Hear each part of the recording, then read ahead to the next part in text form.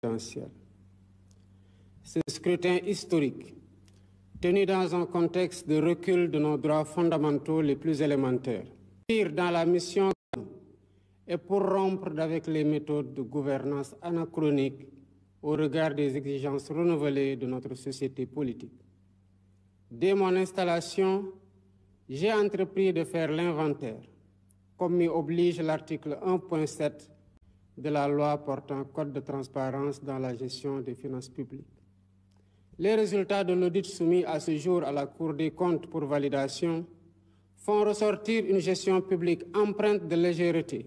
qui ont occasionné des dérapages volontairement cachés dans la gestion des finances publiques, avec une évolution incontrôlée de la masse salariale, de la dette et des intérêts de la dette, une non-maîtrise des subventions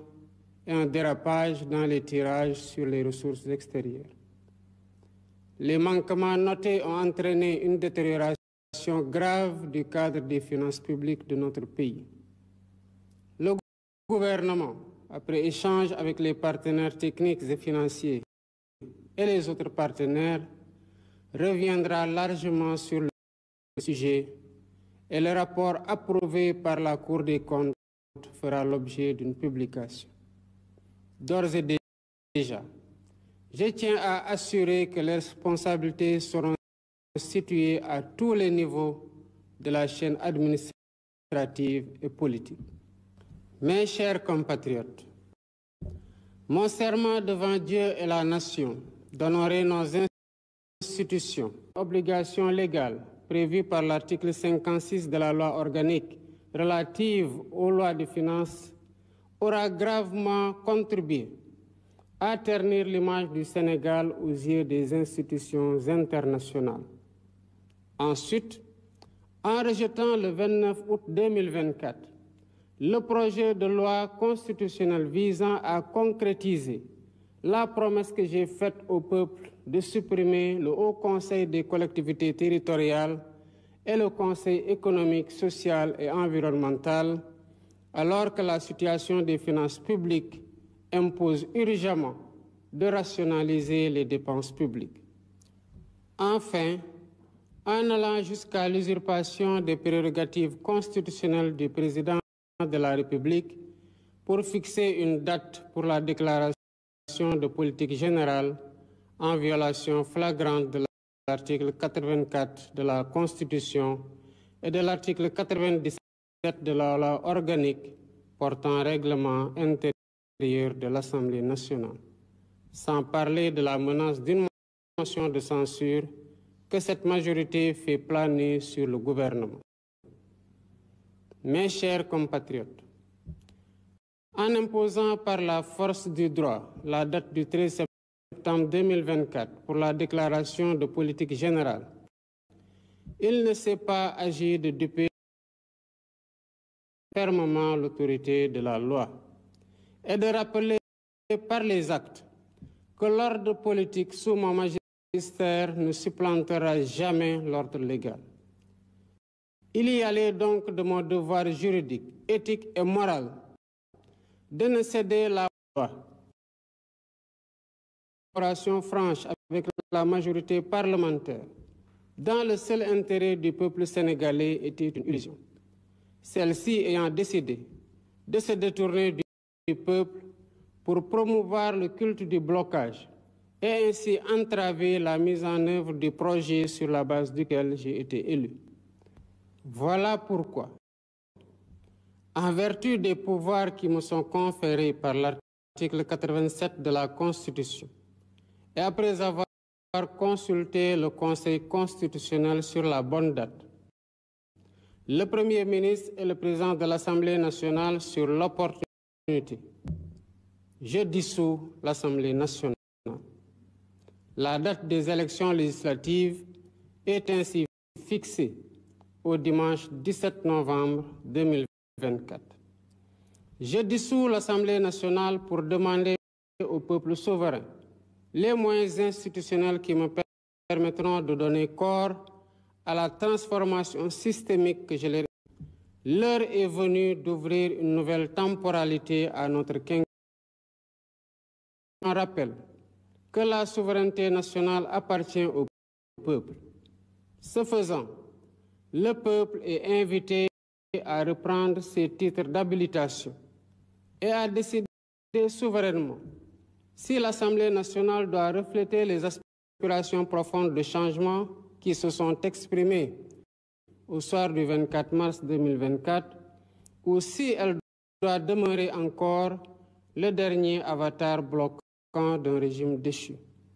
En tout état de cause, le gouvernement garantit la bonne organisation des élections et l'expression libre et démocratique du choix du peuple et que le meilleur gagne. Vive la République, vive le Sénégal. Mbokki Sénégal, ci ñaar fukki fan ak ñeent ci weeru mars gi ñu weesu askanu Sénégal dafa def tànn yorinu réew mi loolu waral ñu fal ma président de la République ci premier tour élection bi ñu amaloon boobu élection am ci jamono joo xam ne àq ak yelleefu doomu aadama ci Sénégal tumurankoon na lool waaye askan wi am taxawaay goo xam ne daanaka dafa foqarti élection boobu ñu organisé ba wax loo xamante ne mooy sañ-sañam ak bëgg-bëggam ci niñ koy jiite kóolute googu ba tey moo waral lépp lu may def di ko jël ci ay décision de gouvernance ngi jaar ñu ci naw mu tax nag bi ma toogee li ma njëkk a def mooy saytu ba xam liñ ma dénk ci fan laa ko jële te loolu la ma yoon sant muy li ñuy wax code de transparence dans la gestion des finances publiques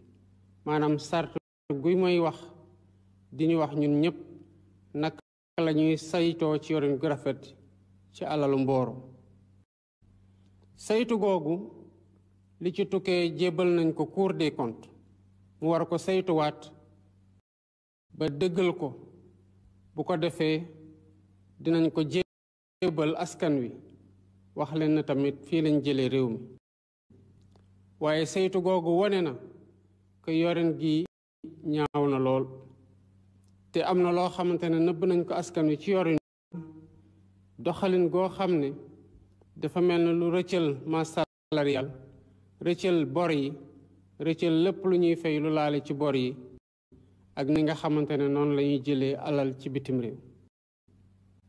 lii nga xamante ne nag gis nañ ko ci ñaawteef ci doxalin wi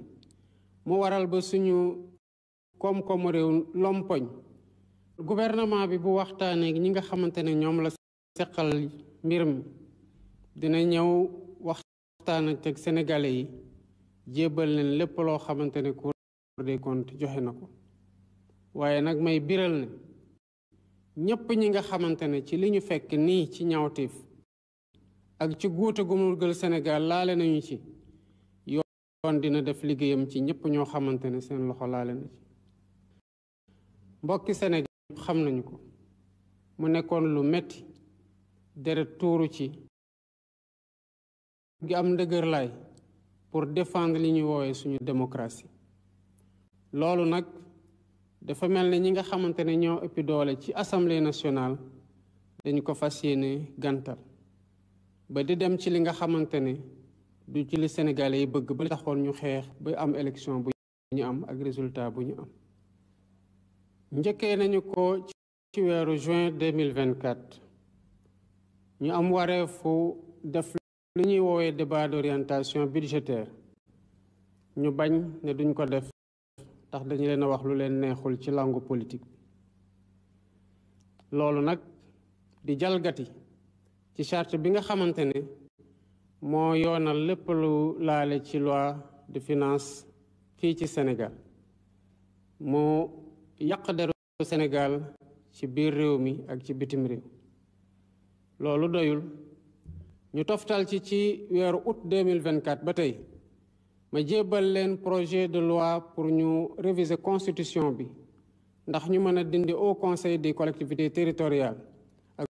conseil économique social ak environnemental yoo xam ne alal gi cay dem amuñu ci beneen yéene lu dul defaat ko ci réew mi def ko ci ndaw ñi def ko ci mbéy mi ñu bañ ne duñ ko dindi donte loolu laa diggalante askan bi ba tey dem nañu sax ba foqar ci sañ-sañu président de la république bi ma doon di fixer datu déclaration de politique générale salfaañe article 84 suñu constitution ak article 97 loi buy porter règlement intérieur assemblée nationale waxatuma sax ne ñu naan dañuy daanal gouvernement bi nga xamante ne moom lañ fi teg mbokki Sénégal gannaaw bi ma gisee ne ñii fu ñu taxaw nekkatul ci yoon ak ci yoonal ci laa leen delloowaat ci yoon dal di wax ni kon bu déclaration de politique générale naree am ci bés bii lay doon mosul doon nag naxante sama diggante ak askanu Sénégal waaye doon fàttali ñi nga xamante ne seen taxawaay day salfaañi yoon ne tànk maa ngi ci bopp réew mi doxalinu politique du tegu mukk ci kaw doxalinu yoon kon wareef la woon ci man ci li ma déglanteeg yéen ma bañ a bàyyi ñi nga xamante ne salfaañi yoon rek moo leen tax a jóg ñu mel ni ñu am dëgg ci biir réew mi bokk ak ñoom ci waxtaan ñu mën a avancer mënuma am benn yaakaar ak ñoom ndax lii intérêt Sénégal soxalu leen majorité parlementaire bii fi nekk dara taxatu ko jóg fu mu nekk nii lu dul xaxarante ak gàntal lépp loo xamante ne bëgg nañ ko doxal ci li ñu diglante suñu diggante ak Sénégal loolu moo tax ma delloowaat ci li ma constitution may muy article 87 constitution boobu ñu bokk gannaaw bi ma ci waxtaanee conseil constitutionnel laaj ko ban mooy date bi nga xamante ne su ma ci dissoudre assemblée nationale dinaa tegu ci yoon président la am déet ci jamono bu ñu toll ci laa jël décision ne assemblée nationale bi tas naa ko bés ni ki tey dinañ dem nag bu soobee yàlla ci élection yu bees yoo xam ne mu ngi nar a amee ci dimanche fukki fan ak juróom-ñaar ci weeru novembre ci at bii ñu nekk li waral ma tas assemblée nationale du lenn lu dul bëgg ñu delloowaat ci askan wi pour man mii ci sama bopp ma laaj leen ñu jox ma jumtuwaay yu tax ma mën a doxal li nga xamante ne loolu lañ ma wóolu kon tey gii